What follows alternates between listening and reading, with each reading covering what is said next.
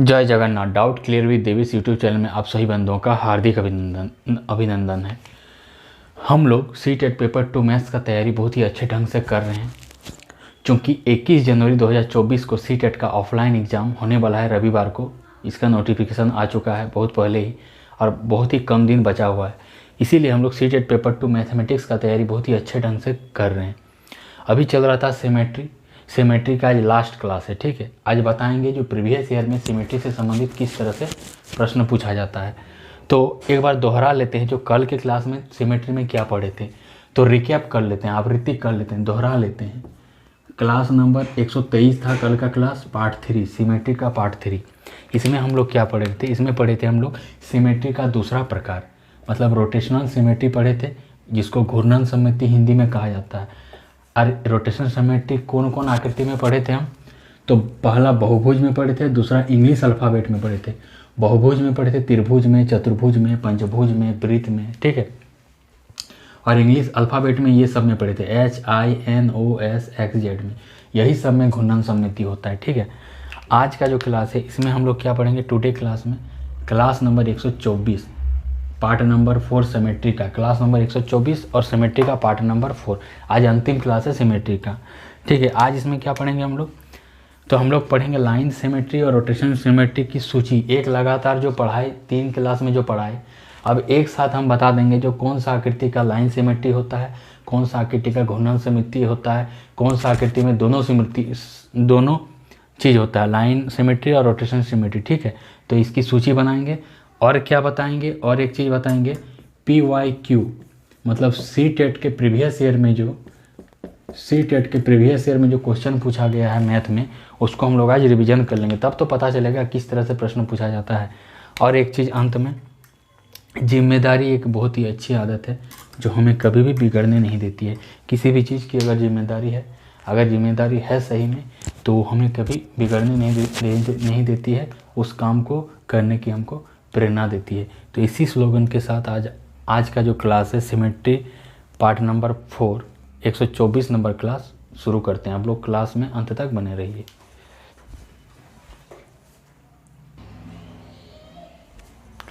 देखिए आज last class symmetry का पढ़ेंगे, तो इसमें क्या पढ़ेंगे? आज रैखिक सममिति और घूर्णन सममिति एक मिला के पढ़ेंगे और उसका लिस्ट बता देंगे जो किसमें कौन वाला सिमेट्री कौन वाला आकृति में होता है। उसके पहले थोड़ा सा चीज़ देख लेते हैं, एक चीज़ समझ लेते हैं। ये सब चीज़ पहले क्लास में समझे हैं, फिर भी एक बार बताते हैं। जैसे स्क्वायर है, ठीक है, वर्ग है, वर्ग क्या होता है? चारों भुजा बराबर होता है और चारों कोण 90 डिग्री होता है। तो वर्ग में क्या होता है? रैखिक सममिति भी होता है और घूर्णन सममिति भी होता है, दोनों तरह का सममिति होता है, ठीक है।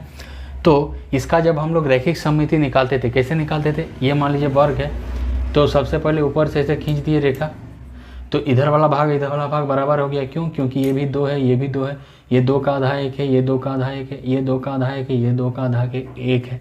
तो इधर वाला भाग बराबर हो गया। अगर इस तरह लाइन खींचे, इस तरह जब लाइन, अच्छा दूसरा चित्र बनाए, ठीक है। अब दूसरा चित्र में आ जाइए। अब दूसरा में ऐसे खींच देते हैं, ऐसे, तो ऊपर वाला और नीचे वाला भाग बराबर हो गया। देखिए ये भी 2 है, ये भी 2 है, ये भी 1 है, ये भी 1 है, ये भी 1 है, ये भी 1 है। 2 के बीच में काटे तो 2 का आधा 1 हो गया। तो यहाँ से यहाँ तक 1 है, यहाँ से यहाँ तक 1 है। मतलब ऐसे लाइन खींचे क्षैतिज में, तो ऊपर वाला हिस्सा नीचे वाला हिस्सा बराबर हो गया। इसको 1 मान लीजिए, इसको 2 मान लीजिए, इसको 1 मान लीजिए, इसको 2 मान लीजिए। अब हम ऐसे खींच दिए। अब हम ऐसे खींचते हैं, ऐसे, ठीक है। इस तरह खींचे तो इसको 1 मान लेते हैं, इसको 2 मान लेते हैं। 1 और 2 हिस्सा बराबर है। क्यों? क्योंकि ये 2 है, ये 2 है, ये 2 है, ये 2 है, बराबर हो गया। अब चौथा कंडीशन में क्या करेंगे? ऐसे खींचेंगे, ऐसे विकर्ण में खींचेंगे, ठीक है। तो इसमें भी इसको 1 मान लेते हैं, इसको 2 मान लेते हैं। तो 1 और 2 बराबर है। क्यों? क्योंकि ये 2 है, ये 2 है, ऊपर में, नीचे में भी 2 है, 2 है। तो रैखिक सममिति वर्ग का इस तरह होगा, 4 तरह से होगा। 4 बार खींचेंगे रेखिक, मतलब डॉट लाइन खींचेंगे तो चारों बार में बराबर होगा। इसीलिए वर्ग का जो रैखिक सममिति होगा उसका मान कितना हो जाएगा? वर्ग का रैखिक सममिति का मान कितना हो जाएगा? 4 हो जाएगा, ठीक है। अब वर्ग का घूर्णन सममिति, इसको देखे थे कल के क्लास में, एक बार देख लेते हैं फिर से। ये बताने का कारण है क्या है कि हम बता रहे हैं ये ऐसी कौन कौन सी आकृति है जिसमें रैखिक सममिति भी होती है और घूर्णन सममिति भी होती है। तो वर्ग एक उदाहरण है। तो वर्ग में रैखिक सममिति भी होती है, चार बार इसको डॉट लाइन दे रहे हैं, चारों बार बराबर हो रहा है एक दूसरा आकृति। अब देखिए घूर्णन सममिति, घूर्णन सममिति में वर्ग में देखिए इसको अलग अलग कोण पर घुमाते हैं, अलग अलग एंगल पर घुमाते हैं, और यहाँ पर जो है ना एक बिंदा ले लेते हैं इसको खाली पहचानने के लिए कि यह बिंदा कहाँ कहाँ घूम रहा है। तो देखिए ये बिंदा अभी ऐसे खड़ा है 0 डिग्री पर, तो इसको P मान लेते हैं। तो इसको पहले 90 डिग्री पर घुमाएंगे। 90 डिग्री पर जैसे घुमाएंगे तो ये P जो है यहाँ आ जाएगा, तो P यहाँ पर आ गया, ठीक है। ये कंडीशन 1 हो गया। अब इसको फिर 90 डिग्री पर हम रोटेट करेंगे तो ये जो P है यहाँ आ जाएगा, तो P यहाँ आ गया 90 डिग्री पर। और इसका घूर्णन अक्ष है, ये घूर्णन बिंदु है। इसी बिंदु पर वर्ग को घुमाएंगे, ऐसे घुमाएंगे, ठीक है। ऐसे ऐसे घुमाएंगे, घड़ी की दिशा में घुमाएंगे, इस दिशा में घुमाएंगे, इस दिशा में घुमा रहे हैं, इसको बोलते हैं क्लॉकवाइज। इसी दिशा में घुमा रहे हैं देखिए। तो इसको 90 डिग्री पर घुमाएं, ये हो गया। अब फिर इसको 90 डिग्री पर घुमाएंगे वर्ग को, ये 2 हो गया। 90 डिग्री पर घुमाएंगे तो तीसरा कंडीशन प्राप्त होगा। ये कहाँ चल जाएगा, ये बिंदा यहाँ चल जाएगा, तो यहाँ पर दिखा है 90 डिग्री पर घुमाएं तो यहाँ आ गया। अब फिर इसको फिर 90 डिग्री पर घुमाएंगे हम, एक बार और 90 डिग्री पर घुमाएं तो ये बिंदा उधर चल जाएगा यहाँ पर, ठीक है। वो बिंदा वहाँ चल गया। तो देखिए ये बिंदा यहाँ चल गया, इसको 4 मान लेते हैं। तो यहाँ पर देखिए घूर्णन सममिति में क्या होता है, अगर हम कोई भी वस्तु को जैसे वर्ग को घुमा रहे हैं तो 4 बार घुमाएं 90 डिग्री के कोण पर, 90 डिग्री के अंतराल पर, तो चारों बार देखिए समान आकृति प्राप्त हुआ। इसका जैसा आकृति है यहाँ पर भी वही आकृति हुआ पहला कंडीशन में, दूसरा कंडीशन में भी वही आकृति हुआ जो कि यहाँ है, तीसरा में भी वही आकृति मिला जो कि पहले है, चौथा में भी वही आकृति मिला जो कि यहाँ पर है, माने मूल आकृति जो है। तो इस तरह से हम 4 बार अगर 90 डिग्री पर घुमाएं वर्ग को तो चारों बार अपने मूल आकृति से बराबर आकृति मिला। इसीलिए हम बोलेंगे घूर्णन सममिति तो वर्ग में है, लेकिन किस तरह है, तो ऑर्डर क्रम 4 की है, ठीक है। ऑर्डर 4 की है, 4 बार घुमा, चारों बार बराबर हुआ इससे, इसीलिए लिखते हैं क्रम 4 की घूर्णन सममिति है, ठीक है। इसी तरह में जितना भी आकृति है सब में कुछ न कुछ आकृति में घूर्णन सममिति होता है केवल, और कुछ में होता है केवल रैखिक सममिति, किसी आकृति में होता है दोनों, जैसे वर्ग है। इसी तरह हम अब लिस्ट बनाएंगे, उसके पहले हम वृत्त के बारे में थोड़ा बात करेंगे, उसके बाद सूची बना देंगे एक साथ, उसको खाली याद रखना है।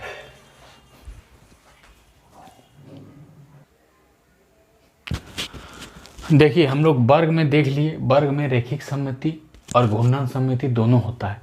अब हम देख लेंगे वृत्त में, स्क्वायर में। इसके बाद हम क्या करेंगे, वृत्त बहुत ही इंपॉर्टेंट होता है इसलिए इसको देखना बहुत जरूरी है। इसके बाद एक सूची बनाएंगे, उसमें डायरेक्ट लिख देंगे जो किस में कौन सममिति होता है, किस में नहीं होता है। खाली वृत्त को अभी देखेंगे लास्ट, ठीक है। ऐसे समझाने के लिए वृत्त, इसको इंग्लिश में स्क्वायर बोलते हैं। इसका केंद्र ये होता है, ठीक है। केंद्र से इसका परिधि तक की जो दूरी होती है ये वाला, ये समान होती है, इसको त्रिज्या बोलते हैं, ठीक है। इसका भी परिधि तक की दूरी केंद्र से समान होता है, इसको त्रिज्या बोलते हैं। ये होता है वृत्त का परिभाषा। ये गोल आकृति होती है, ठीक है, गोलाकार आकृति। तो देखिए वृत्त में जब रैखिक सममिति बनाएंगे तो क्या होता है रैखिक सममिति, पहले हम लोग ऊपर से ऐसे ऊर्ध्वाधर खींचे रेखा, डॉट रेखा, तो इसको 1 मान लिए, इसको 2 मान लिए। तो हम लोग देख सकते हैं इधर वाला 1 वाला हिस्सा बाएं वाला, दाएं वाला 2 वाला हिस्सा बिल्कुल बराबर है, देखने में बराबर लग रहा है। तो ये इस तरह में रैखिक सममिति है ऊर्ध्वाधर में। इस तरह अगर ये पहला कंडीशन है, ठीक है, इसको 1 नाम दे दिए। दूसरा कंडीशन नाम में इस तरह खींचते हैं डॉट लाइन, माने क्षैतिज, इसको 1 नाम देते हैं, इसको 2। तो आप देख सकते हैं इस तरह रेखा खींचे क्षैतिज वाला में, माने लेटा हुआ रेखा जब खींचे तो ऊपर वाला 1 हिस्सा वो 1 भाग है, दूसरा वाला दूसरा जो भाग है वो भी आपस में बराबर दिख रहा है। तो मतलब सममित है, दोनों आपस में बराबर है, मतलब सममित है। मतलब इस तरह क्षैतिज में भी सममित रेखा इसमें वर्ग में वृत्त में मिलता है। 2 तरह का खींच लिए रेखा। अब हम देखिए इस तरह में खींच देते हैं, इस तरह, तीसरा इसको नाम दे देते हैं, ठीक है। इस तरह में जब खींच रहे हैं इसको 1 नाम दे देते हैं, इसको 2 नाम दे देते हैं। तो आप देख सकते हैं 1 वाला हिस्सा 2 वाला हिस्सा भी आपस में बराबर है। क्यों, उधर जितना भाग है नीचे में भी वही भाग है। तो अगर इस तरह खींच दिए तिरछा में तो भी वृत्त में बराबर हो रहा है। तो हमको क्या पता चल रहा है, वृत्त में किसी भी तरह से अगर रेखा खींचे ऐसे ऐसे ऐसे तो आपस में क्या होता है, सभी एक दूसरा भाग बराबर होता है, मतलब सममित होता है। इसीलिए वृत्त में रैखिक सममिति ऐसे होगा, देखिए इस तरह भी होगा, इस तरह भी होगा, इस तरह भी होगा, इस तरह भी होगा, इस तरह भी होगा, इस तरह भी होगा। आप कुछ भी कर सकते हैं, सभी हिस्सा वैसे करने के बाद बराबर होता है। इसीलिए वृत्त में रैखिक सममिति क्या होता है, अनंत होता है, एक से ज़्यादा होता है, असीमित होता है, कुछ भी कर सकते हैं, अनंत, असीमित, अपरिमित रूप से अनेक, ठीक है, या अनेक बोल सकते हैं। इसको इंग्लिश में अनलिमिटेड बोला जाता है, अनलिमिटेड। रैखिक सममिति वृत्त में अनलिमिटेड होता है, देख सकते हैं, सब तरह से खींचेंगे फिर भी बराबर होगा। इसीलिए वृत्त में रैखिक सममिति असीमित, अनलिमिटेड, अपरिमित रूप से अनेक होता है। अब वृत्त में घूर्णन रैखिक सममिति देख लिया, अब घूर्णन सममिति देखते हैं। ये एक वृत्त है, वृत्त को जो घुमाएंगे ये जो इसको केंद्र मान लिए, ठीक है, ये वाला इसको केंद्र मान लिए, यही केंद्र के केंद्र, इसी को केंद्र मान के हम वृत्त को ऐसे घुमाएंगे घूर्णन सममिति में।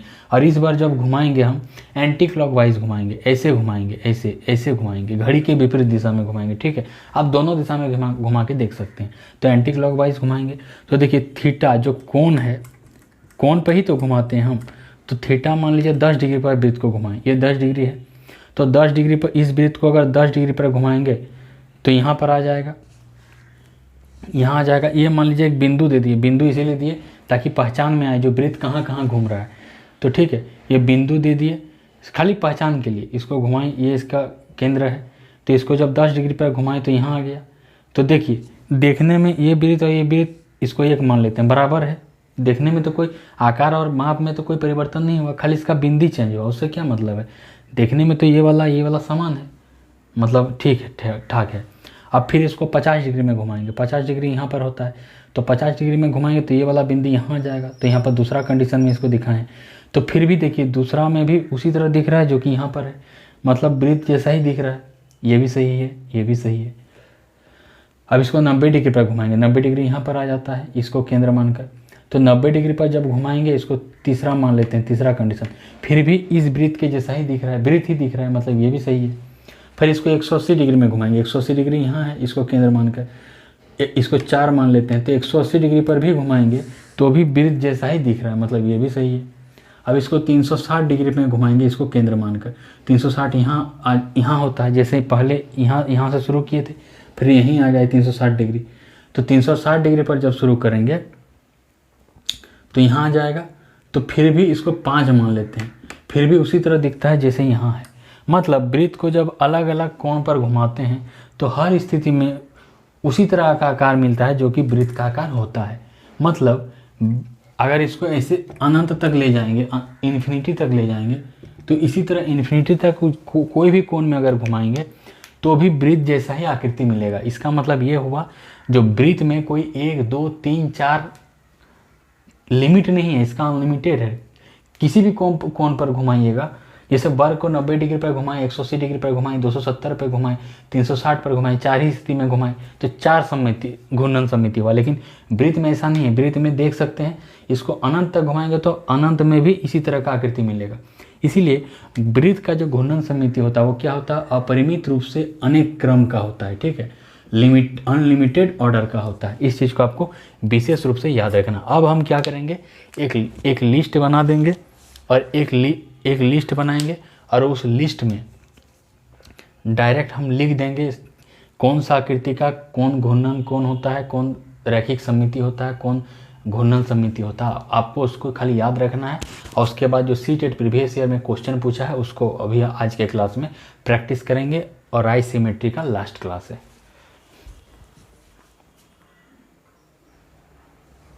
देखिए अब हम एक सूची बना दिए, तालिका बना दिए, यहाँ पर रैखिक एवं घूर्णन सममिति की सूची तालिका। क्या है सूची तालिका, इस चीज़ को आपको याद रखना है। रैखिक एवं घूर्णन सममिति मतलब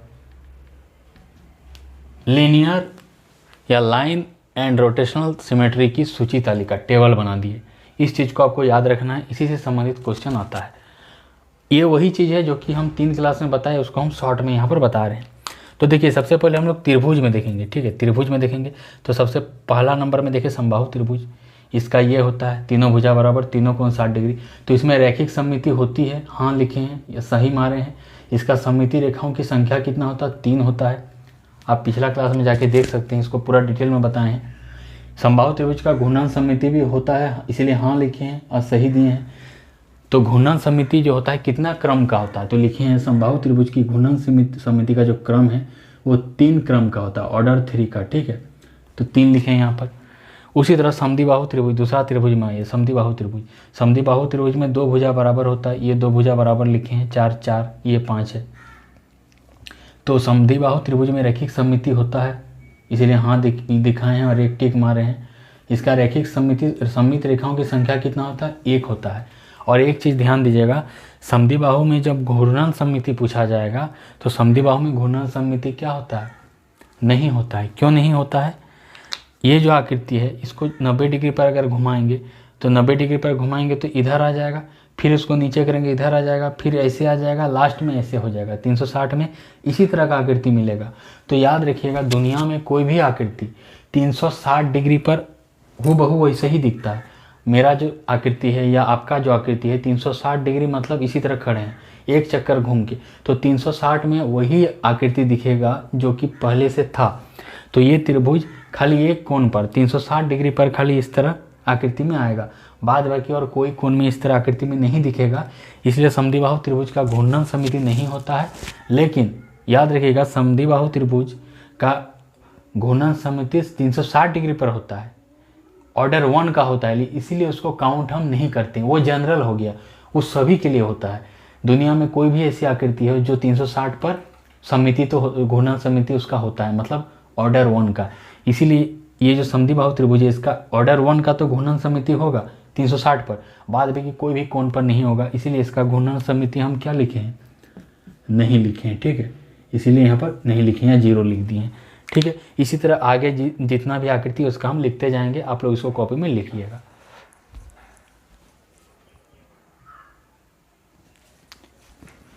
देखिए अब हम पहले क्या देखें, समबाहु और समद्विबाहु।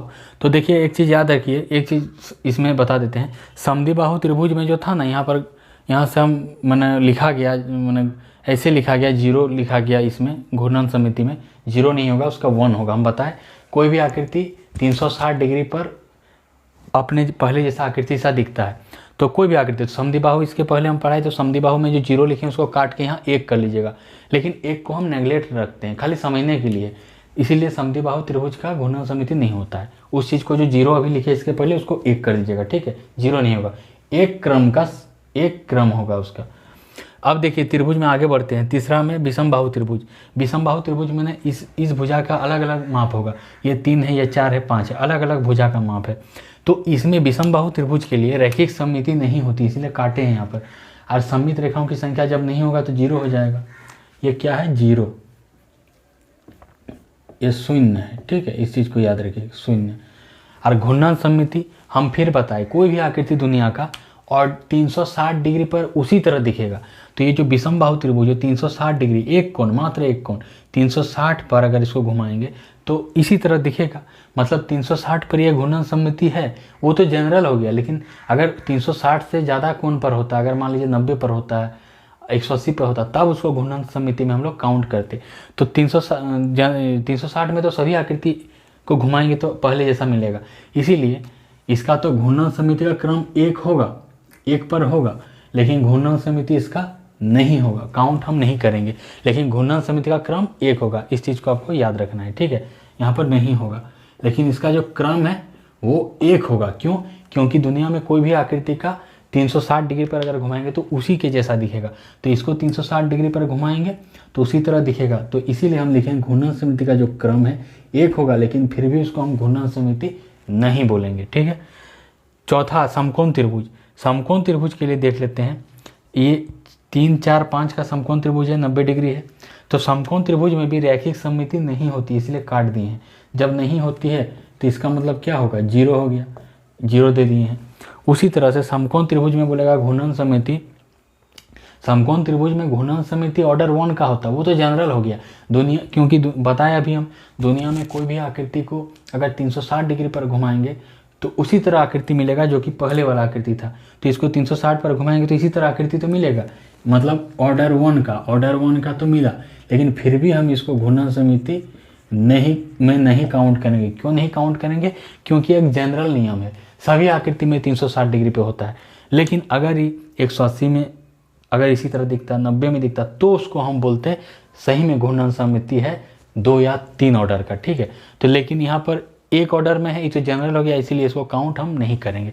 आगे अभी हम लोग देखेंगे और भी जो आकृति है, किसमें घूर्णन सममिति होता है, किसमें रैखिक सममिति होता है।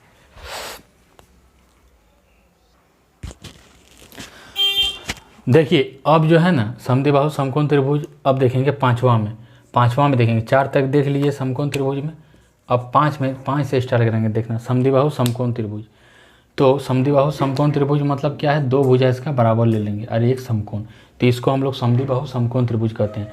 समकोण त्रिभुज में रैखिक सममिति नहीं होता था, लेकिन समद्विबाहु समकोण त्रिभुज में रैखिक सममिति होता है, इसलिए यहाँ टिक मारे हैं। वो एक रैखिक सममिति की रेखाओं की संख्या क्या है, सममित रेखाओं की, तो 1। लेकिन इसका जब बोलेगा घूर्णन सममिति, तब घूर्णन सममिति इसका क्या हो जाएगा, नहीं होगा, इसका घूर्णन सममिति नहीं होगा। लेकिन इसका जो ऑर्डर है 1 का होगा। क्यों? क्योंकि दुनिया में कोई भी आकृति 360 डिग्री पर जब घुमाएंगे तो वो उसी तरह दिखेगा, तो इसको भी जब 360 पर घुमाएंगे तो इसी तरह दिखेगा। इसीलिए इसका घूर्णन सममिति तो नहीं होगा, काउंट नहीं करेंगे, क्योंकि ये जनरल नियम है। ये 360 पर सभी आकृति का घूर्णन सममिति होता है। अगर 360 से ज़्यादा एंगल में होता किसी का, जैसे 180 पर, 90 पर, तब इसको हम घूर्णन सममिति में काउंट करते। लेकिन ये तो जनरल नियम पर 360 पर ही सिर्फ हो रहा है घूर्णन सममिति, इसीलिए इसको घूर्णन सममिति हम नहीं काउंट करेंगे। लेकिन इसका जो ऑर्डर है ये 1 पर ही घूर्णन सममिति होगा, वो तो जनरल नियम है, उसको इसीलिए हम काउंट नहीं करते हैं। अब हम लोग चतुर्भुज में देखेंगे किसमें घूर्णन सममिति होता है और किसमें घूर्णन सममिति नहीं होता है। देखिए हम लोग त्रिभुज में देख लिए, अब चतुर्भुज में देखेंगे जो किसमें रैखिक सममिति होता है, किसमें घूर्णन सममिति होता है। तो चतुर्भुज में सबसे पहले हम क्या देखेंगे, वर्ग। और सीरियल नंबर 6, 5 तक देख लिए, 6ठा नंबर में चतुर्भुज में देखेंगे, ठीक है। तो वर्ग में देखते हैं, चारों भुजा वर्ग का बराबर होता है और प्रत्येक को 90 डिग्री होता है, तो इसका रैखिक सममिति होता है। इसका जो रैखिक सममिति होता है, इसीलिए इसे टिक मार दिए। इसका रैखिक सममिति का संख्या कितना होता है, सममित रेखाओं की संख्या 4। वर्ग का घूर्णन सममिति भी होता है, इसलिए टिक मारा हुआ है, सही मारा हुआ है। और घूर्णन सममिति का क्रम क्या होता है, ये क्रम 4 का होता है घूर्णन सममिति वर्ग। 7 में आ जाते हैं आयत। वर्ग चतुर्भुज में आयत में क्या होता है, आमने सामने का जो भुजा है बराबर होता है। 3 ये है तो ये भी 3 है, इसका सामने का भुजा ये 2 है तो ये भी 2 है, और इसका ही प्रत्येक कोण क्या होता है, 90 डिग्री का होता है, ठीक है। ये आयत है, तो आयत में रैखिक सममिति होता है, इसीलिए यहाँ टिक मारे हैं। और एक सममित रेखाओं की संख्या क्या होता है, 2 होता है। आयत में घूर्णन सममिति भी होता है, इसीलिए हाँ लिखे हैं, टिक मारे हैं। और घूर्णन सममिति में घूर्णन सममिति का क्रम क्या होता है, तो 2 होता है, ऑर्डर क्या होता है, 2 होता है। तो आयत तक हो गया। इसके बाद और जितना बाकी चतुर्भुज है उसको भी हम लोग देखेंगे, आप लोग क्लास में अंत तक बने रहिए।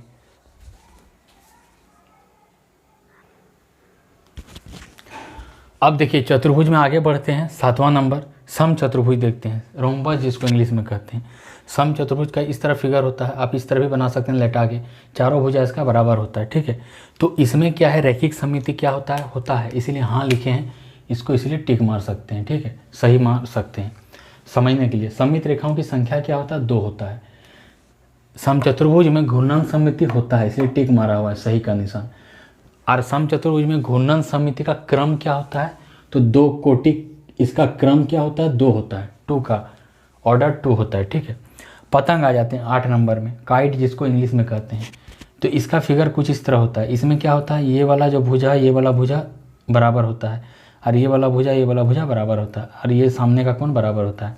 तो इसमें रैखिक सममिति होता है, इसलिए टिक मार दिए। सममित रेखाओं की संख्या 1। ध्यान दीजिए, पतंग में जो है ना, पतंग बहुत इंटरेस्टिंग चीज़ है, इसमें क्वेश्चन पूछा जाता है, बहुत डाउट होता है इसमें। पतंग में घूर्णन सममिति अगर बोलेगा तो हम बोल देंगे नहीं। बोलिएगा क्यों? क्योंकि पतंग को जब घुमाएंगे ना, तो 90 पर घुमाएंगे तो इधर हो जाएगा, 180 पर घुमाएंगे तो नीचे हो जाएगा, 270 पर घुमाएंगे तो फिर ऐसे हो जाएगा, ठीक है, ऐसे हो जाएगा।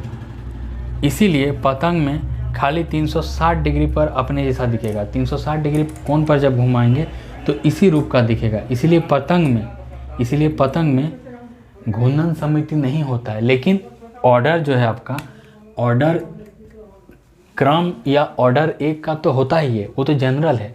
360 डिग्री पर, यहाँ थीटा लिख दिए हैं, 360 डिग्री पर लिख देते हैं। 360 डिग्री पर क्रम में उसका घूर्णन सममिति तो होगा, लेकिन वो तो सभी के लिए होता है। एक से ज़्यादा कोण पर तो उसके लिए होता नहीं है, खाली 360 डिग्री पर होता है। 180 पर नहीं मिलता है इस तरह का आकृति, 90 पर नहीं मिलता है। इसीलिए पतंग में घूर्णन सममिति हम लोग नहीं लिखते हैं, ठीक है, काउंट नहीं करते हैं। आगे अब देखेंगे जो बाकी है उसको।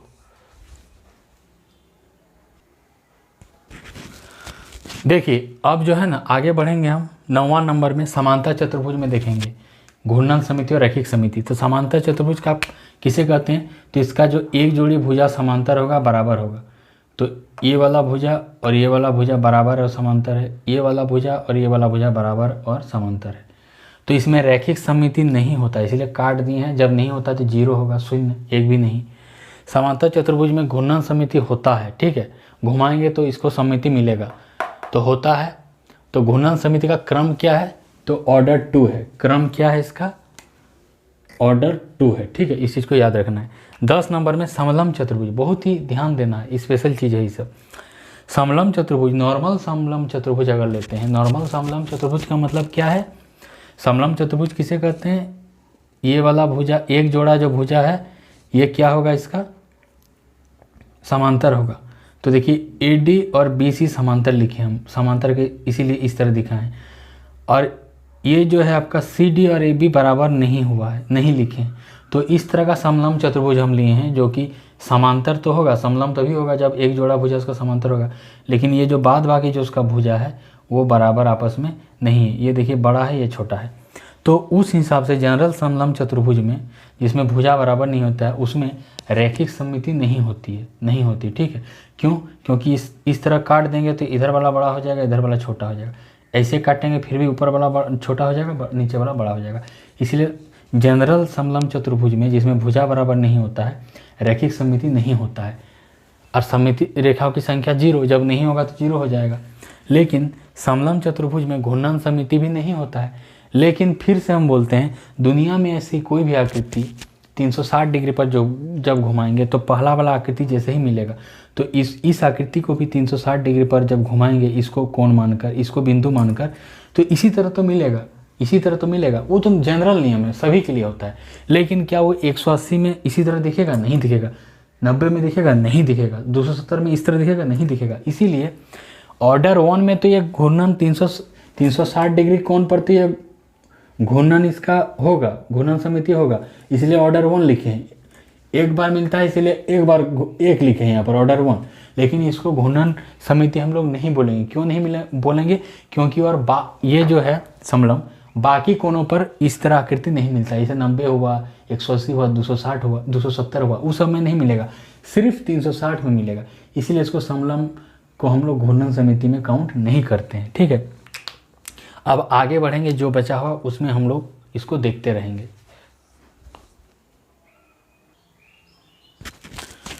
अब देखिए आगे बढ़ेंगे चतुर्भुज में, तो समद्विबाहु समलम चतुर्भुज। इसके पहले हम क्या देखें 10 नंबर में, समद्विबाहु चतुर्भुज, खाली समद्विबाहु मतलब समलम चतुर्भुज। ऐसा मतलब उसमें क्या था, समलम चतुर्भुज में ये भुजा बराबर नहीं था। अब हम क्या देख रहे हैं, स्पेशल देख रहे हैं, क्या यहाँ स्टार लगा दिए। अब हम क्या देख रहे हैं, समद्विबाहु समलम चतुर्भुज। समलम चतुर्भुज तो है लेकिन समद्विबाहु मतलब अब जो भुजा है वो आपस में बराबर हो जाएगा।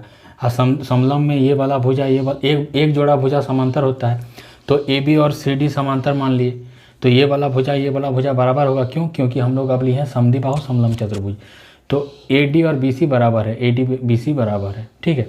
इस स्थिति में समद्विबाहु समलम चतुर्भुज अगर लेंगे तो उसमें रैखिक सममिति होगा। हाँ, क्यों? क्योंकि अगर इस तरह हम डॉट खींच दिए तो इधर वाला हिस्सा आपस में बराबर हो जाएगा, ठीक है। तो होगा। असममित रेखाओं की संख्या मतलब 1 हो गया। लेकिन याद रखिए समद्विबाहु समलम चतुर्भुज में जब इसको केंद्र मान के रोटेट करेंगे, घुमाएंगे, तो वो 360 पर, खाली 360 पर खाली इस तरह आकृति दिखेगा, मतलब एक बार, इसीलिए ऑर्डर 1 लिखे हैं, ठीक है। एक बार दिखेगा इसीलिए ऑर्डर 1। 360 डिग्री पर घुमाएंगे जब, तो 90 डिग्री पर, 180 डिग्री पर, 270 डिग्री पर इस तरह आकृति नहीं मिलेगा, खाली 360 पर मिलेगा। तो एक बार मिलेगा, इसीलिए ऑर्डर क्या लिखे हैं, एक लिखे हैं, ठीक है। लेकिन ये 360 पर जो होता है वो तो जनरल है, सभी आकृति दुनिया में कोई भी आकृति 360 पर खुद अपने जैसे दिखती है।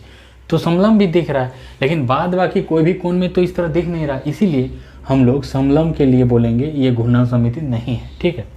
अब आगे आ जाते हैं समपंचभुज में। समपंचभुज में मतलब ये पांचों भुजा इसका आपस में क्या होता है, बराबर होता है। 5 भुजा समपंचभुज है, ये 2 सेंटीमीटर है, ये भी 2 सेंटीमीटर, ये भी 2 सेंटीमीटर, ये भी 2 सेंटीमीटर, ये भी 2 सेंटीमीटर। तो समपंचभुज में मतलब रेगुलर पेंटागन में इंग्लिश नाम है, रैखिक सममिति होगा। कितना होगा तो सममित रेखाओं की संख्या कितना होगा, 5। जितना भुजा उतना संख्या हो जाएगा 5।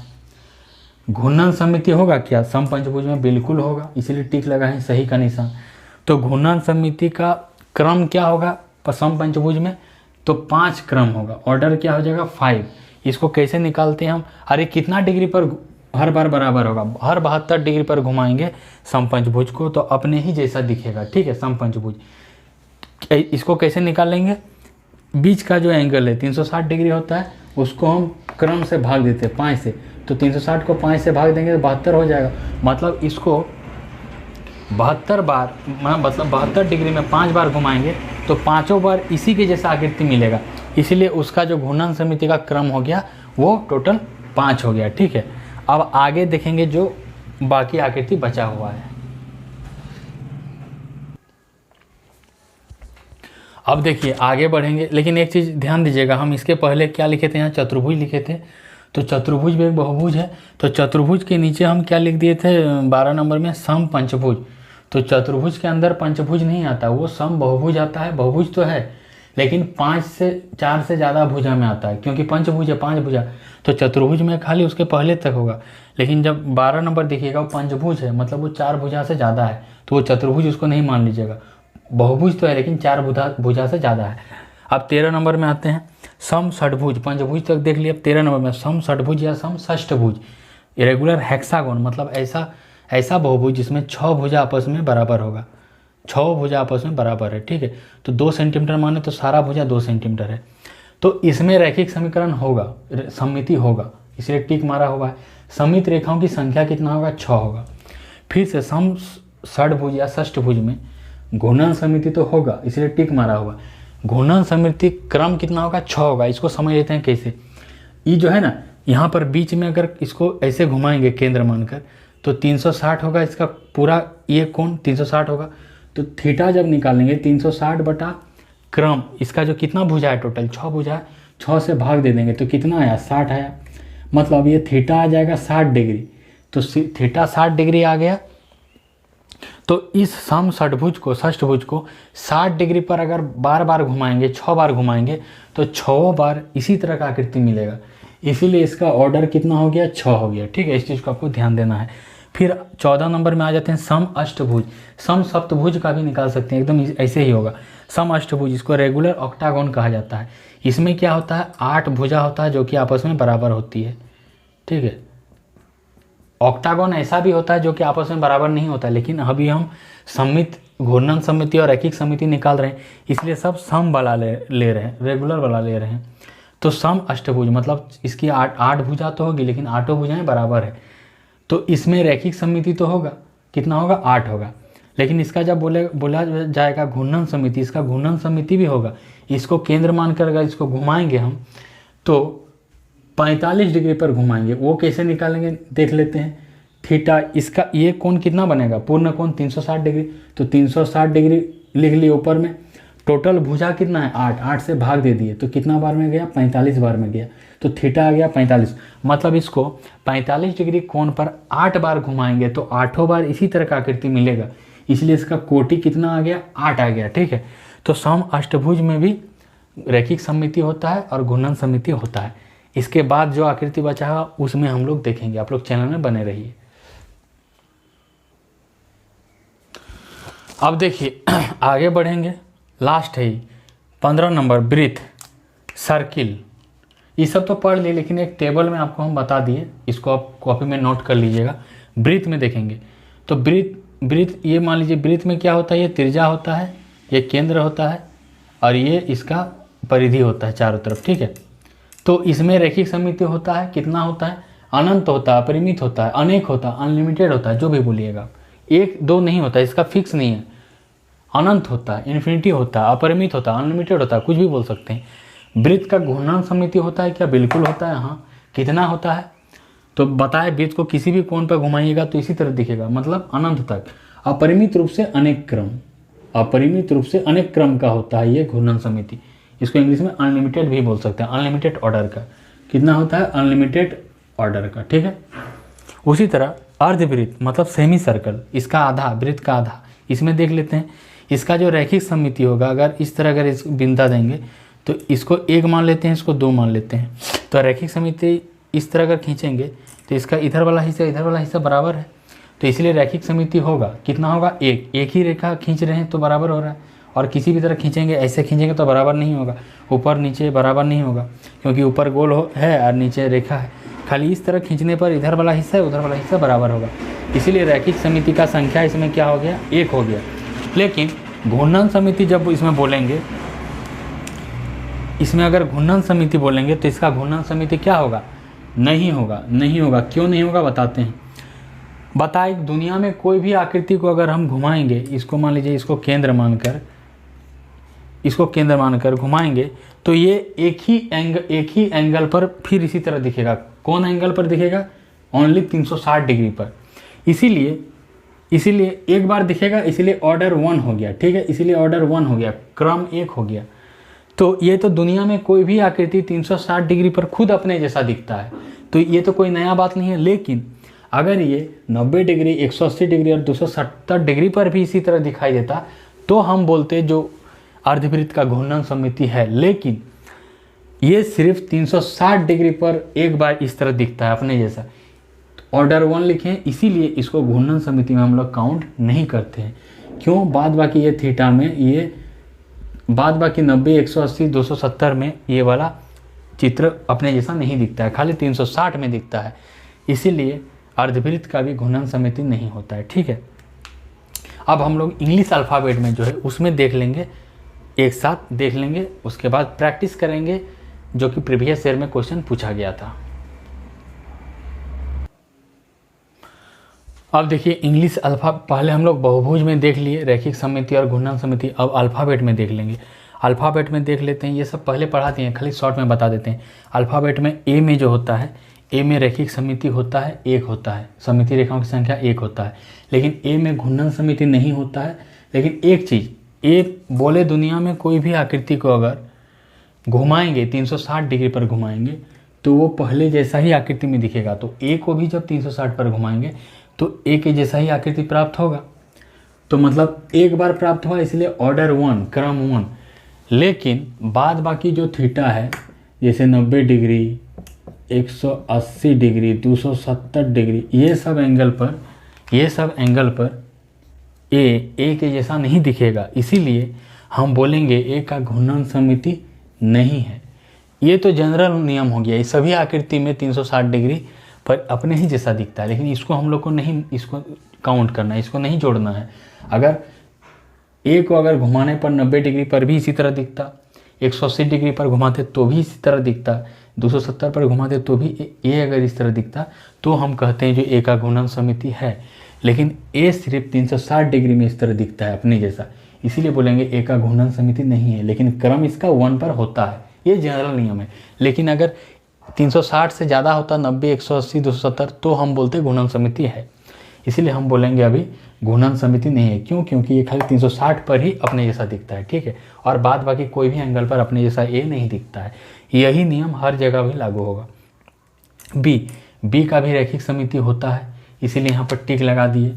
और रैखिक सममिति का संख्या, सममित रेखाओं की संख्या 1 है। उसी तरह बी का भी नियम होगा, वो खाली 360 डिग्री पर अपने जैसा दिखेगा, बाद में कोई भी एंगल पर नहीं दिखेगा। इसीलिए बी का भी घूर्णन सममिति नहीं होता है, ठीक है, काट दिए। इसीलिए सी का भी रैखिक सममिति होता है, हाँ लिखे हैं, टिक लगा दिए, ठीक है। और वो सममित रेखाओं की संख्या कितना होता है, 2 होता है, 1 होता है, सॉरी 1 होता है। लेकिन सी को भी जब 360 पर घुमाएंगे तो अपने जैसा दिखेगा, लेकिन बाद बाकी कोई भी कोण पर अपने जैसा नहीं दिखेगा, इसलिए सी का भी घूर्णन सममिति नहीं होता है। ठीक है, अब आगे देखेंगे, जेड तक देख लेंगे, उसके बाद प्रीवियस ईयर में जो क्वेश्चन पूछा था उसको हम लोग सॉल्व करेंगे। अब देखिए हम लोग डी सी तक हो गया, अब डी में देखते हैं। डी में भी रैखिक सममिति होता है, इसलिए हाँ लिखे हैं। रैखिक सममित रेखाओं की संख्या कितना होता है? 1 होता है। और घूर्णन सममिति इसका भी क्या होता है? 360 डिग्री पर खाली डी अपने जैसा दिखेगा, बाद बाकी कोई भी एंगल में 90, 180, 270 किसी भी एंगल में अपना जैसा नहीं दिखेगा। इसीलिए ये खाली 360 डिग्री मतलब एक बार हुआ, मतलब ऑर्डर 1, वो तो होता ही है, जनरल है, सभी आकृति होता है, उसको हम लोग काउंट नहीं करना है। इसीलिए यहाँ पर लिखे हैं डी का कोई भी घूर्णन सममिति नहीं होता है।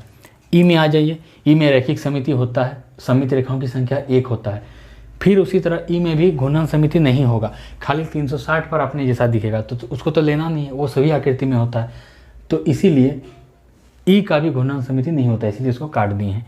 एफ में आइए, एफ में रैखिक सममिति नहीं होता, इसलिए यहाँ नो लिखें। जब नहीं होगा तो रैखिक सममित रेखाओं की संख्या क्या हो जाएगी? 0 हो जाएगा। और एफ का भी उसी तरह घूर्णन सममिति खाली 360 डिग्री पर अपने जैसा दिखेगा, बाद बाकी कोई भी एंगल में 90, 180, 270 में अपने जैसा नहीं दिखेगा। इसीलिए एफ का भी घूर्णन सममिति नहीं होता, इसलिए इसको काट दिए यहाँ पर। ठीक है,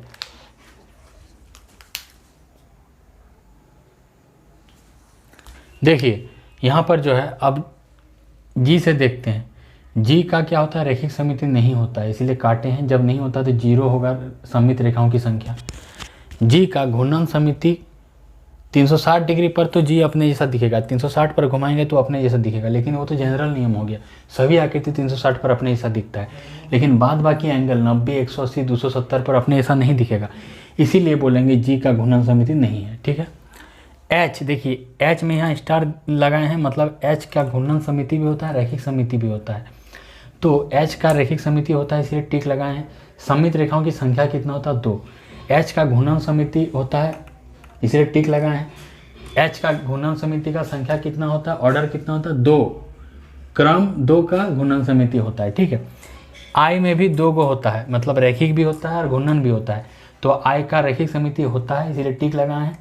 इसका रैखिक सममित रेखाओं की संख्या कितना होता है? 2 होता है। आई में घूर्णन सममिति होता है, बिल्कुल होता है, इसलिए टिक लगाए हैं। आई में घूर्णन सममिति का क्रम क्या होता है? तो 2 का क्रम होता है। ठीक है, अब इसके आगे हम लोग देखेंगे, आप लोग चैनल में बने रहिए। देखिए अब जे का देखते हैं। जे का रैखिक सममिति नहीं होगा, जब नहीं होगा तो सममित रेखाओं की संख्या 0 लिखें।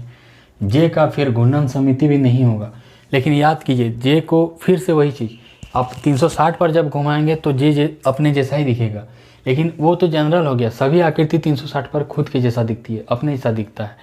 लेकिन जे को जब 90, 180, 270 पर घुमाएंगे, 90 डिग्री, 180 डिग्री और 270 पर जब जे को घुमाएंगे तो अपने जैसा नहीं दिखेगा। इसीलिए हम जे का घूर्णन सममिति नहीं होता, इसलिए इसको काट दिए हैं। ठीक है, के में देखते हैं। के में रैखिक सममिति होता है तो सममित रेखाओं की संख्या 1 होता है इसका। के का घूर्णन सममिति नहीं होता है। क्यों नहीं होता है? क्योंकि के को जब 360 पर खाली घुमाएंगे तो ही अपने जैसा दिखेगा, के जैसा दिखेगा, लेकिन जब 90, 180, 270 पर घुमाएंगे तो अपने जैसा नहीं दिखेगा। इसीलिए के का घूर्णन सममिति नहीं होगा, इसलिए इसको काट दिए हैं। एल में देखते हैं। एल में रैखिक सममिति नहीं होता है, इसलिए यहाँ काटे हैं। तो जब नहीं होगा तो 0 हो जाएगा, 0 लिखे हैं।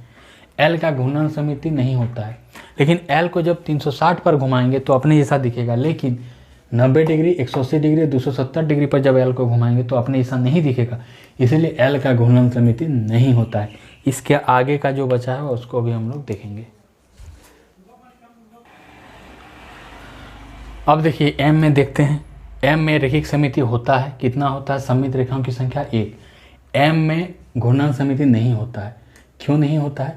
एम को जब 360 डिग्री पर घुमाएंगे तो खुद एम के जैसा दिखेगा, लेकिन एम को जब 90 डिग्री, 180 डिग्री, 270 पर घुमाएंगे तो इस तरह नहीं दिखेगा। इसीलिए एम का सिर्फ 360 पर होता है, एक बार अपने जैसा दिखता है, इसीलिए ऑर्डर 1 लिखे हैं। इसीलिए एम का घूर्णन सममिति नहीं होता है। क्यों? क्योंकि ये बाकी कोण पर अपने जैसा नहीं दिखता है, खाली 360 डिग्री पर दिखता है, इसलिए यहाँ पर काट दिए। एम का कोई घूर्णन सममिति नहीं होता है। एन देख लीजिए, एन का रैखिक सममिति नहीं होता है। जब नहीं होता है तो 0 शून्य, जीरो का मतलब कुछ नहीं। एन का लेकिन घूर्णन समिति होता है, कितना ऑर्डर का होता है? 2 क्रम का होता है, 2 ऑर्डर का होता है। ओ इसको जब भी याद रखिएगा सर्कल से याद रखिएगा। ओ सर्कल जैसा दिखता है, वृत्त जैसा दिखता है, तो इसका रैखिक सममिति भी होता है। स्टार लगा दिए, बहुत इंपॉर्टेंट है। रैखिक सममिति भी होता है। तो रैखिक सममित रेखाओं की संख्या क्या होता है? इसमें अनलिमिटेड होता है, अपरिमित रूप से अनेक होता है सममित रेखाओं की संख्या। ओ का घूर्णन समिति भी होता है। तो घूर्णन समिति का क्रम क्या होता है ओ का? तो ओ का घूर्णन समिति का क्रम होता है अनलिमिटेड। ऑर्डर जो है इसका अनलिमिटेड होता है या अपरिमित रूप से अनेक होता है, ठीक है। इसके आगे का बचा हुआ लेटर को अभी हम लोग देखेंगे। अब देखिए पी क्यू आर में देखेंगे। पी क्यू आर में रैखिक सममिति नहीं होता है। पी में रैखिक सममिति नहीं होता है, इसलिए काट दिए। जब नहीं होता तो जीरो होगा सममित रेखाओं की संख्या। पी में घूर्णन समिति भी नहीं होगा, लेकिन पी को जब 360 डिग्री कोण पर घुमाएंगे तो पी के जैसा ही दिखेगा आकृति, इसीलिए खाली 360 पर दिखेगा, मतलब ऑर्डर 1 लिखे हैं। लेकिन बाद बाकी जो एंगल है 90 डिग्री, 180 डिग्री, 270 डिग्री पर पी को जब घुमाएंगे तो अपने इसके ऐसा नहीं दिखेगा, इसीलिए पी का घूर्णन समिति नहीं होगा। क्यू का भी रैखिक समिति नहीं होता। जब नहीं होगा तो इसका सममित रेखाओं की संख्या 0 हो जाएगा। क्यू का घूर्णन समिति भी होगा। क्यू का जो घूर्णन समिति है वो भी नहीं होगा। यहाँ पर होगा लिखा हुआ है, यहाँ नहीं होगा, ठीक है। क्यों नहीं होगा? क्योंकि क्यू को जब 360 पर घुमाएंगे तो सिर्फ 360 डिग्री पर क्यू अपने जैसा दिखेगा, लेकिन जब क्यू को 90 डिग्री, 180 डिग्री और 270 पर घुमाएंगे तो इस क्यू अपने जैसा नहीं दिखेगा, इसीलिए क्यू का घूर्णन समिति नहीं होगा। आर का भी रैखिक समिति नहीं होगा। जब नहीं होगा तो इसका 0 हो जाएगा सममित रेखाओं की संख्या। आर का भी घूर्णन समिति नहीं होगा। क्यों? क्योंकि आर को जब 360 पर घुमाएंगे तो ही अपने जैसा दिखेगा, लेकिन जब आर को 90 डिग्री पर, 270 डिग्री पर, 180 पर घुमाएंगे तो अपने जैसा नहीं दिखेगा, इसीलिए आर का भी घूर्णन समिति नहीं होगा। इसके आगे जो बचा हुआ उसको हम लोग अभी देखेंगे। अब देखिए एस में देख लेते हैं। एस में जो है रैखिक सममिति नहीं होता है। जब नहीं होता है तो एस में सममित रेखाओं की संख्या 0 हो गया, लेकिन एस में घूर्णन समिति होता है। और होता है वो कितना ऑर्डर का होता है? 2 ऑर्डर का होता है। इस चीज़ को आपको याद रखना है। टी में रैखिक समिति होता है, सममित रेखाओं की संख्या 1। टी में घूर्णन समिति नहीं होता है। क्यों?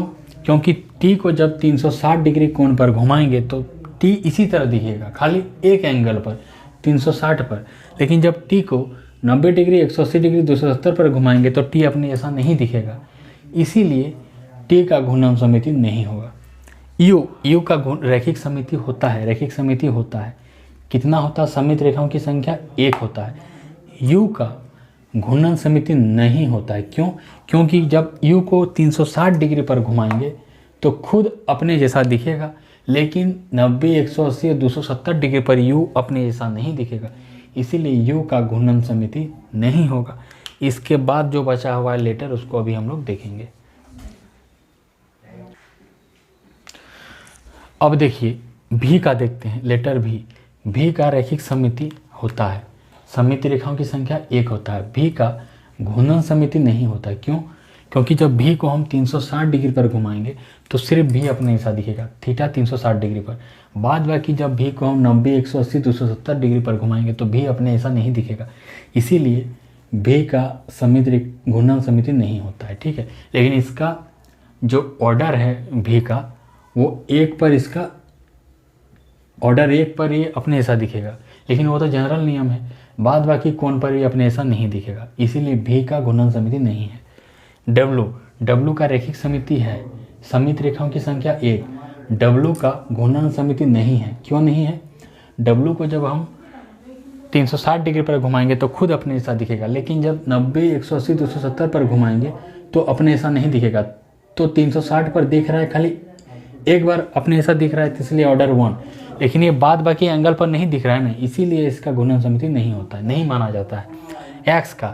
एक्स का रैखिक समिति होता है, 2 होता है। तो एक्स एक ऐसा संख्या जिसका घूर्णन समिति और रैखिक समिति दोनों होता है, तो इसका रैखिक समिति होता है, सममित रेखाओं की संख्या 2 होता है। एक्स का घूर्णन समिति भी होता है और एक्स का घूर्णन समिति का क्रम क्या होता है, 2 का होता है। इस चीज़ को आपको याद रखना है। वाई और जेड को अभी हम लोग देखेंगे। यहाँ देखिए बाद बाकी 2 लेटर बचा हुआ है वाई और जेड। वाई जो है लेटर वाई, इसका रैखिक समिति होता है, सममित रेखाओं की संख्या 1 होता है। वाई का घूर्णन समिति नहीं होता है। क्यों नहीं होता है? वाई को जब हम 360 डिग्री पर घुमाएंगे तो ये अपने जैसा दिखेगा, ठीक है। लेकिन जब वाई को 90 डिग्री पर, 180 डिग्री पर, 270 पर घुमाएंगे तो ये अपने ऐसा नहीं दिखेगा। इसीलिए वाई का घूर्णन समिति नहीं होगा, काट दिए हैं। जेड का देख लेते हैं, लास्ट अक्षर 26वां लेटर। जेड का रैखिक समिति नहीं होता है, इसलिए काट दिए। जब नहीं होता है तो 0 हो जाएगा सममित रेखाओं की संख्या। जेड का घूर्णन समिति होता है। जेड का घूर्णन समिति का ऑर्डर कितना होता है? 2 ऑर्डर का होता है, 2 ऑर्डर का, 2 ऑर्डर का होता है घूर्णन समिति, ठीक है। इसको बढ़िया से लिख देते हैं, 2 ऑर्डर का होता है। तो ये रहा अल्फ़ाबेट में ए से जेड में रैखिक समिति और घूर्णन समिति का किस में होता है, किस में नहीं होता। अब हम लोग देखेंगे सीटेट प्रीवियस ईयर में जो क्वेश्चन पूछा गया है उसको अभी हम लोग हल करेंगे। आशा करते हैं कि अभी जितना क्वेश्चन हल करेंगे ना कोई समय ही नहीं लेगा। क्यों? क्योंकि सिमेट्री का एक क्वेश्चन पूछा जाता है, इसको हम लोग 4 क्लास में ख़त्म किए, इतना अच्छा से समझ लिए। अब इसको क्वेश्चन बनाने में चुटकी में बनेगा, एक जरा लेट नहीं लगेगा। इसलिए आप लोग अंत तक बने रहिए। अब खाली प्रीवियस ईयर में जो क्वेश्चन पूछा है उसको हम लोग खाली सॉल्व करेंगे। देखिए प्रीवियस ईयर में जो क्वेश्चन पूछा गया था सीटेट का, उसको हम लोग अभी रिवीजन करेंगे सिमेट्री से। तो 21 दिसंबर 2021 में पेपर 2 सीटेट में क्वेश्चन पूछा गया था, क्वेश्चन नंबर 40 पूछा गया था। इसमें पूछा गया था निम्न चतुर्भुजों में से, 4 को चतुर्भुज दिया गया ऑप्शन में, बोल रहा निम्न चतुर्भुजों में से किसकी 4 सममित रेखाएं हैं। बोलता है इन चारों में से कौन सा चतुर्भुज का 4 सममित रेखा है तथा क्रम 4 की घूर्णन समिति है, ठीक है। तो 4 सममित रेखा किसका होता है? हम बताए थे वर्ग का। कैसे? वर्ग में जब ऐसे ऐसे खींचते थे तो ये वाला बराबर होता था, ऐसे ऐसे खींचते थे तो ऊपर और नीचे वाला भाग बराबर होता था, विकर्ण में खींचते थे तो इधर वाला बराबर होता था, और ऐसे ऐसे खींचते थे तो इधर वाला बराबर होता था।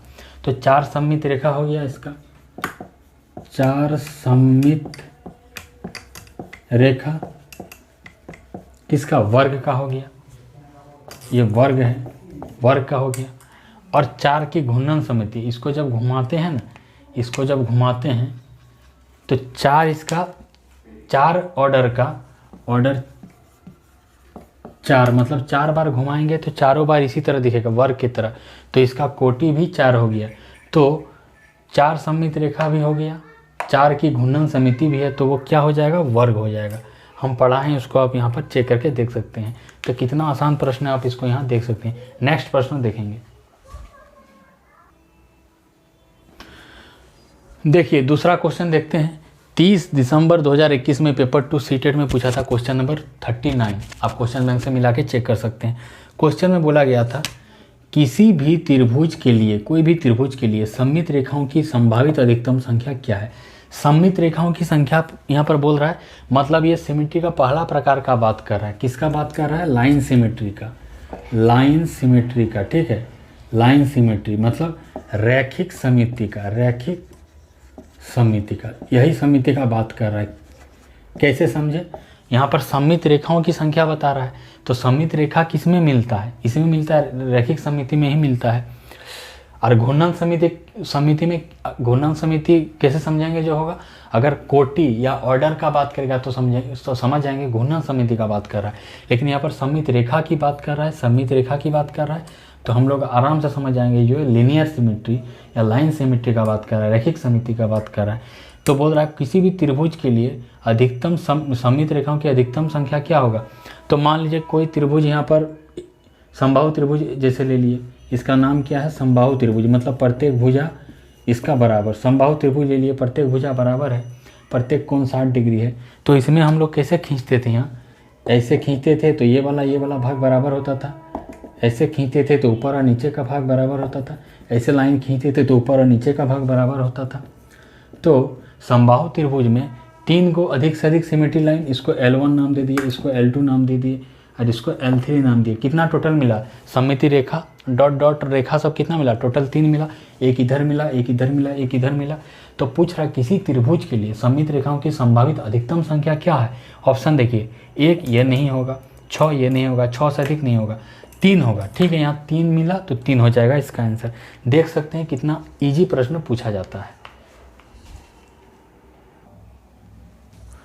देखिए अब नया क्वेश्चन देख लेते हैं, आगे का नेक्स्ट क्वेश्चन 3 जनवरी 2022 में सीटेट पेपर 2 में पूछा गया था। Question number 47। क्वेश्चन बोल रहा है शब्द मैथ्स, MATH मैथ्स के अक्षरों में से, मैथ के अक्षर में से कौन सा अक्षर का युग्म घूर्णन समिति प्रदर्शित करता है। मतलब रोटेशनल सिमेट्री, रोटेशनल सिमेट्री कौन सा युग्म प्रदान करता है, प्रदान करता है किसका, MATHS मैथ्स का जो ये वर्ड है, इसमें कौन सा जो आपका अक्षर है वो घूर्णन समिति प्रदान करता है।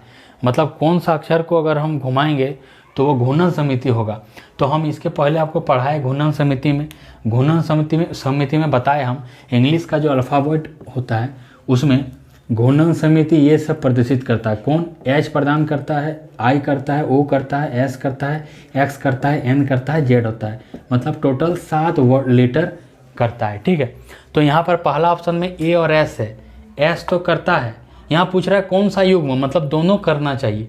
तो ऑप्शन 1 में देख लेते हैं, A और S है, लेकिन यहाँ पर खाली S है, A तो नहीं है, तो ये वाला ऑप्शन नहीं होगा। यहाँ T और M है, T और M इसमें नहीं है, ये वाला भी नहीं होगा। M और S है, S तो करता है लेकिन M नहीं करता है, M यहाँ पर नहीं है, ये भी काट देंगे। H और S देखिए, H भी है यहाँ पर और S भी है, मतलब यही वाला ऑप्शन होगा। तो यही वाला युग्म जो H और S है वो घूर्णन समिति मैथ में प्रदान करता है। कौन कौन, एक H और एक S। ठीक है, कितना आसान प्रश्न देख सकते हैं। 4 क्लास जो इतना अच्छा से पढ़े, कितना फटफट से एकदम क्वेश्चन बन रहा है। और भी कुछ क्वेश्चन का प्रैक्टिस कराएंगे, आप लोग अंत तक चैनल में बने रहिए।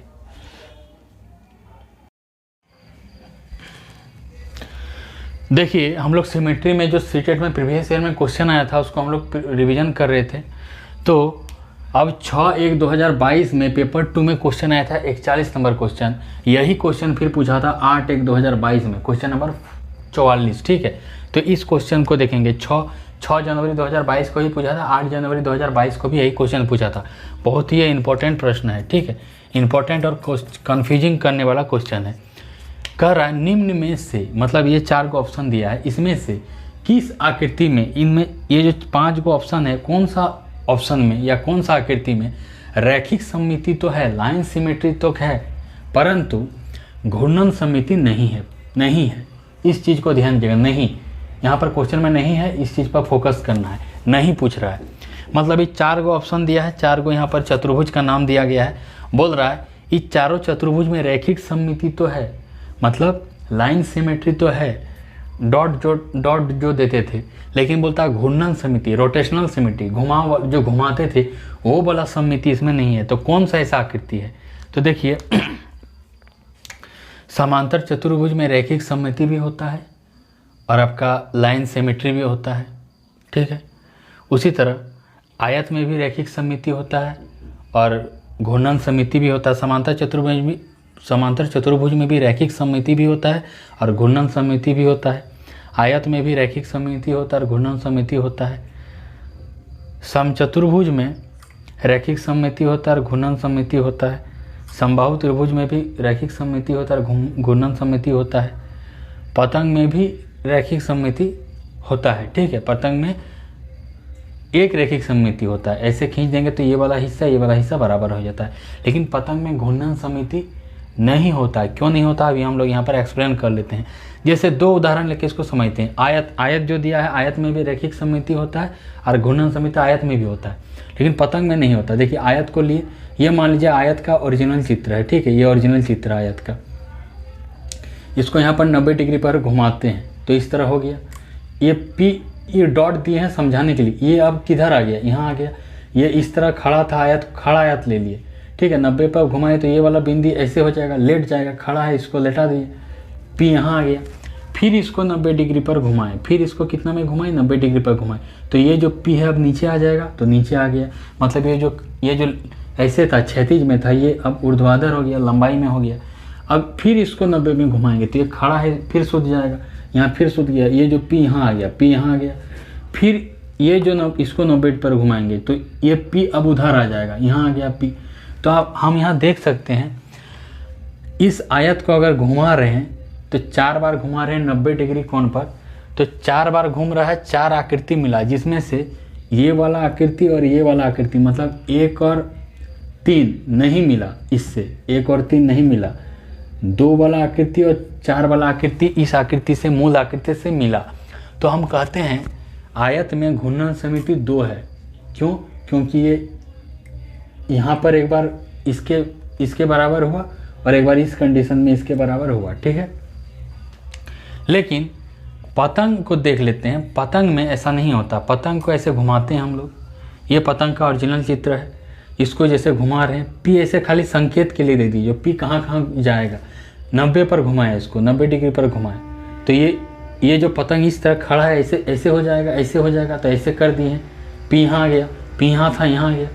अब फिर इसको 90 डिग्री पर घुमाएंगे, फिर इसको 90 डिग्री पर घुमाएंगे इसको, तो फिर ये जो P अब नीचे आ जाएगा, तो P देखिए नीचे आ गया, फिर इसको 90 डिग्री पर घुमाएंगे, 90 डिग्री पर घुमाएंगे तो P अब इधर आ जाएगा, इधर, तो P यहाँ आ गया। अब फिर इसको 90 डिग्री पर घुमाएंगे, इसको फिर 90 डिग्री पर हम घुमाएंगे तो ये P है ऊपर चल जाएगा, ऊपर आ गया। तो यहाँ पर देखिए ये वाला चित्र खाली मिला, ये वाला चित्र नहीं मिला, ये वाला चित्र नहीं मिला, ये वाला चित्र और ये वाला चित्र नहीं मिला, खाली ये वाला चित्र 4 नंबर और ये वाला चित्र मिल रहा है। क्यों मिल रहा है? क्योंकि इससे ये पता चल रहा है पतंग को जब हम 90 डिग्री पर, 180 डिग्री और 360 डिग्री पर जब घुमाएं तो पतंग अपना मूल आकृति से नहीं मिल रहा है, मेल नहीं खा रहा है। लेकिन पतंग जब 360 डिग्री पर घुमा, ये तो 360 डिग्री वापस आ गया, तो 360 डिग्री पर जब पतंग को एक बार घुमाए तो ये अपना मूल स्थिति मतलब इस आकृति के समान पतंग हो गया। तो कोई भी आकृति दुनिया का 360 डिग्री पर जब घुमाएंगे तो अपना पहला वाला आकृति के रूप में आ जाएगा, जैसे पतंग के साथ हुआ।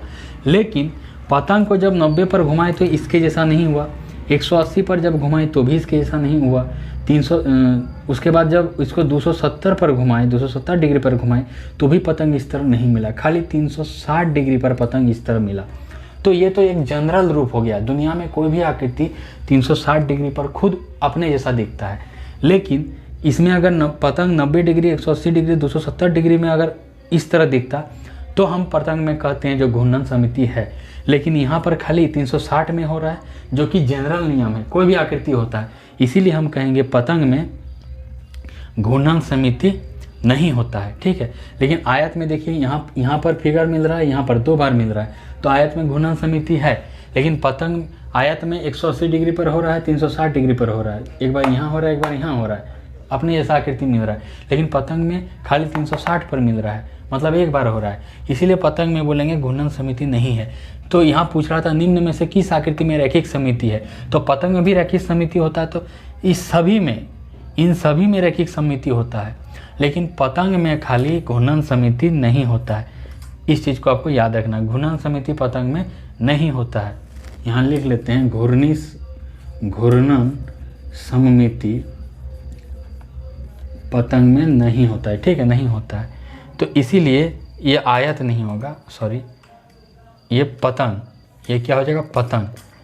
ये पतंग जो ऑप्शन है वो सही हो जाएगा, ऑप्शन नंबर 2। मतलब पतंग ही वो आकृति है जिसमें घूर्णन समिति नहीं होता लेकिन रैखिक समिति होता है, ठीक है। ये बहुत ही कन्फ्यूज करने वाला टॉपिक है, इस चीज़ को आपको विशेष रूप से ध्यान देना है।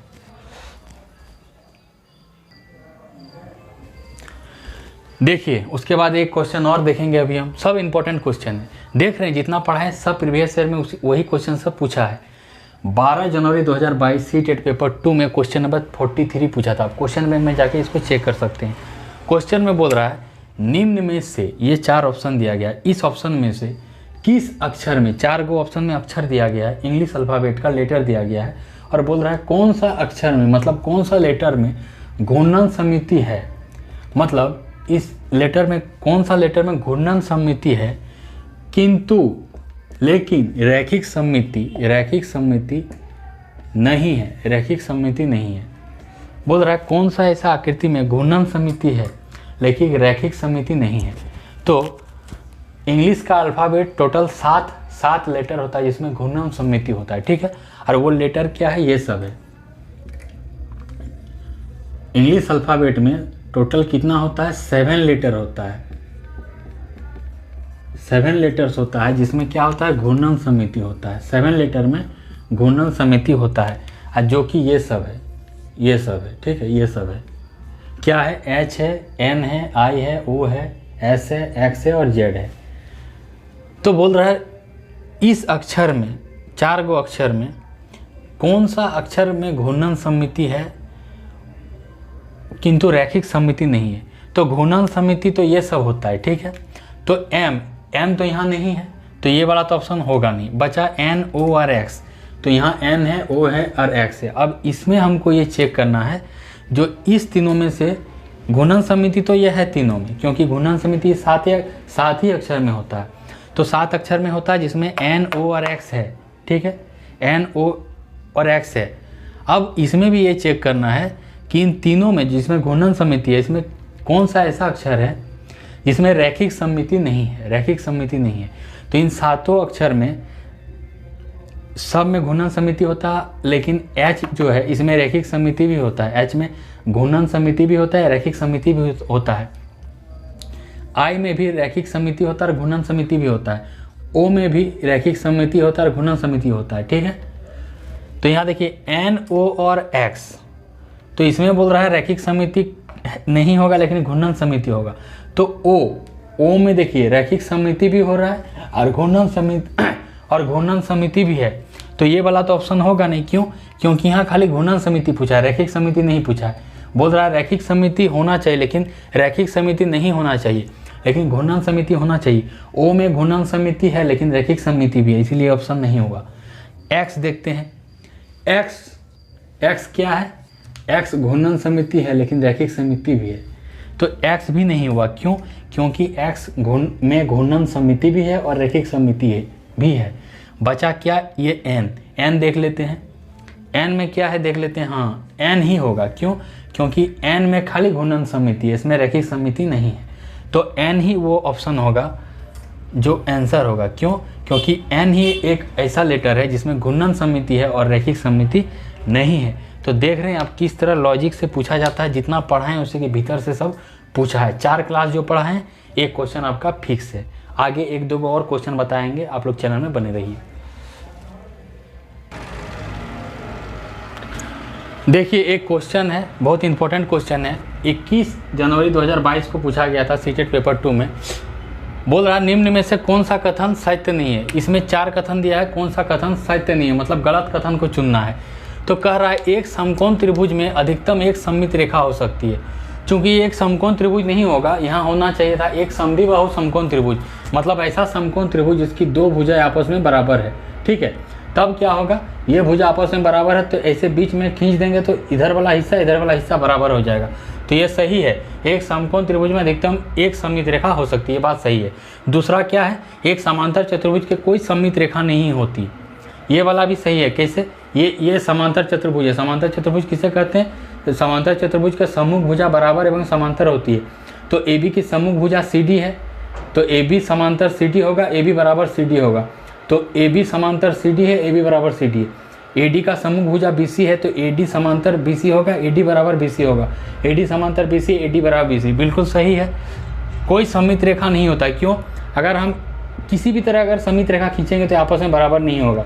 देखिए इधर वाला हिस्सा बराबर नहीं होगा। क्यों, क्योंकि ये 3 है, ये 3 है, ये 2 है, ये 2 है, बराबर होगा ही नहीं। ऐसे मान लीजिए खींच लेते हैं, ऐसे खींच लेते हैं तो भी नहीं होगा। क्यों, क्योंकि ये 2 है, ये 3 है, ये 3 है, 2 है, आपस में बराबर नहीं हो रहा है, ठीक है। 3 में क्या बोल रहा है, एक वृत्त की केवल एक सममित रेखा होती है। क्या वृत्त की केवल एक सममित रेखा होती है, एक से ज़्यादा होती है।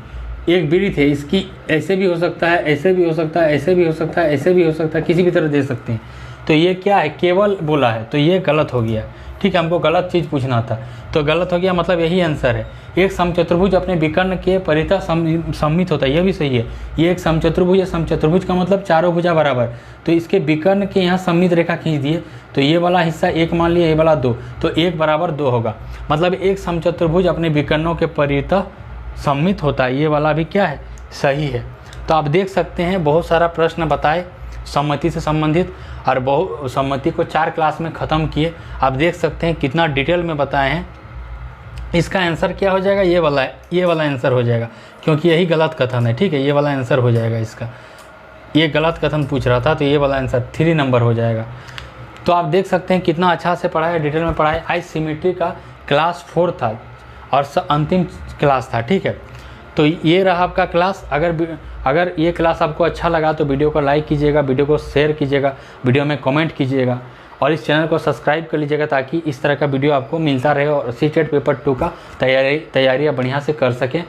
21 जनवरी 2024 को सीटेट का ऑफलाइन मोड में एग्जाम होने वाला है, समय बहुत ही कम है, इसीलिए आप लोग प्लेलिस्ट में जाके, चैनल के प्लेलिस्ट में जाके सभी वीडियो को देखते रहिए। एक जितना वीडियो है, जितना देर का है, सब देखिए, स्किप नहीं कीजिएगा, पार नहीं कीजिएगा तो समझ में नहीं आएगा। पूरा यूट्यूब में ढूंढ लीजिएगा, इस तरह का पढ़ाई आपको नहीं मिलेगा। ठीक है, तब तक के लिए धन्यवाद। जय जगन्नाथ।